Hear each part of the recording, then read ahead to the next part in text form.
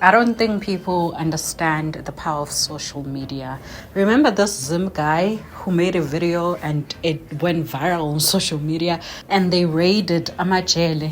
So never underestimate the power of social media and the noise. When people are making noise on social media, they're not crazy. Now, SA is currently raiding illegal occupied buildings in Durban. More than 100 illegal foreigners were rounded up and arrested, while the city of Cape Town is also doing raidings, guys. Okay, Durban, KwaZulu-Natal police have arrested over 130 illegal foreign nationals during a police raid in the Durban CBD. Officers on Tuesday morning raided hijacked buildings searching for illegal firearms. KwaZulu-Natal police also discovered over 4 million rands in fake money during the raid. Officers conducted the operation in the city center, led by the provincial police commissioner uNhlanhla Mkhwanazi. Mina ngiyazi indaba yaMkhwanazi, guys, and Premier uThami Ntuli. It comes a day after the eThekwini Metro identified over 50 hijacked buildings in the CBD.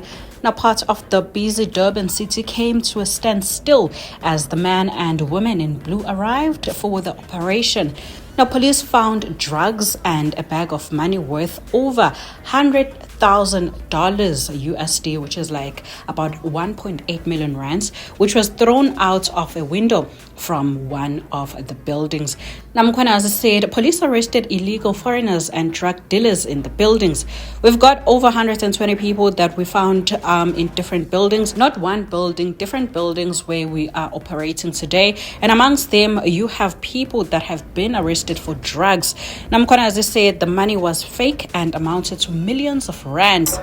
Other people were arrested for counterfeiting. We've got a lot of US dollars fake notes that we found, over 4 million rands worth of those notes. City officials have welcomed the police operations, saying that this is one way to reclaim government-owned assets. Now, a lot of people are calling for General Nhlanhla Mkhwanazi to be minister or minister of police, and a lot of people are educating us on this. I also didn't know yesterday. I also didn't know what he actually know. That's a bad idea. He's not a politician. A surgeon saves more lives in the hospital, not in an office doing paperwork. This man is more useful in uniform. Maybe national commissioner would be better. All right, he is a police officer, maybe national commissioner, because minister deals with policy and political oversight. All right, thank you guys for correcting us. I also was part of the people that honestly were like, make him minister of police, because we don't know. We learn new things every day. And the likes. But to have a shop where you buy clothes, or you have a shop where you do your hair and the likes, that stays open in the middle of the night, it attracts unnecessary things. This is not a shopping center. This is the city.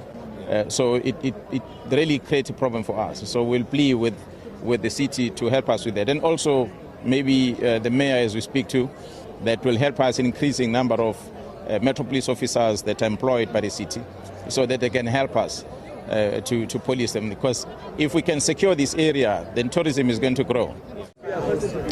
We deal with criminals. Criminals, some of them, they carry firearms, some of them, they carry knives, dangerous weapons, but we deal with criminals. A firearm issue is something that at the head office, from the ministry side, they're trying to assist us with in terms of reviewing the laws on the issuing of a firearm license, the sales of firearms and ammunition, in order to have a better control on that.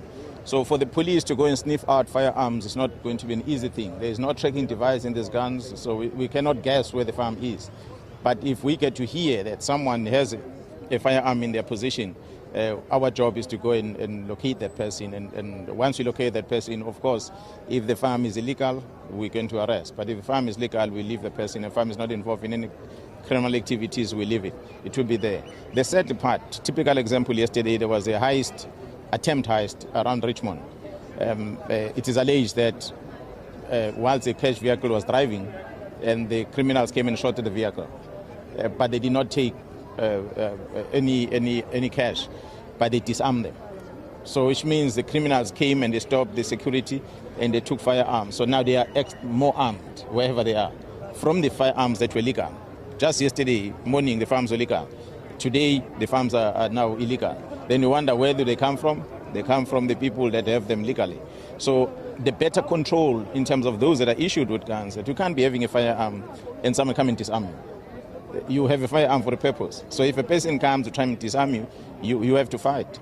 So if you fight and you make sure that you defend yourself, it helps us, because if you surrender that firearm, you are arming these people to go and kill someone else. And while you are walking free and you say, no, nothing happened to me, it's fine, the farm is gone. So we hope we're going to be assisted at the ministry side with regard to the farm controls in that regard. But other than that, the police are going to continue, for instance, at Inanda last night or early hours this morning. I'm sure you're familiar with the notorious gang that always terrorized Inanda. 6 of them have been arrested this morning. Fortunately, they did not put out a fight this time.